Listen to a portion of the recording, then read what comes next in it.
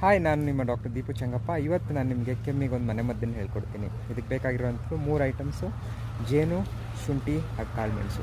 1 ಚಮಚ ಜೇನು ತೆಗೆದುಕೊಳ್ಳಿ, 5ರಿಂದ 6 ಕಾಳುಮೆಣಸು ತೆಗೆದುಕೊಳ್ಳಿ. ಈ ಕಾಳುಮೆಣಸನ್ನು ಕುಟ್ಟಿ ಪುಡಿ ಮಾಡಿ ನೈಸ್ ಮಾಡ್ಕೊಳ್ಳಿ. ಇದಾದಮೇಲೆ ಒಂದು ಶುಂಠಿ ತೆಗೆದು ಅದರ ಸಿಪ್ಪೆ ತೆಗೆದು ಅದನ್ನು ಚೆನ್ನಾಗಿ ಕುಟ್ಟಿ ಅದರಿಂದ ರಸ ತೆಗಿರಿ. ಒಂದು ಅರ್ಧ ಚಮಚದಷ್ಟು ಶುಂಠಿಯಿಂದ ರಸ ತೆಗೆದುಕೊಳ್ಳಿ.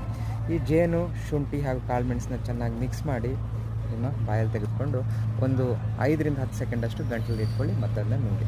ಹೀಗೆ ಮಾಡೋದ್ರಿಂದ ನಿಮ್ಮ ಗಂಟಲಲ್ಲಿರೋ ಕೆರೆತ, ಉರಿ, ಒಣಕೆಮ್ಮು ಕಮ್ಮಿ ಆಗುತ್ತೆ, ಮತ್ತು ಒಳಗಡೆ ಏನು ಕಫ ಶೇಖರಣೆ ಆಗಿರುತ್ತೆ ಅದು ನೀರಾಗಿ ಹೊರಗೆ ಬರಲಿಕ್ಕೆ ಶುರುವಾಗುತ್ತೆ. ಹೋಪ್ ಈ ವಿಂಟರಲ್ಲಿ ಈ ವಿಡಿಯೋ ನಿಮಗೆ ಹೆಲ್ಪ್ ಆಗುತ್ತೆ ಅಂತ ಅಂದ್ಕೊಳ್ತೀನಿ. Thank you.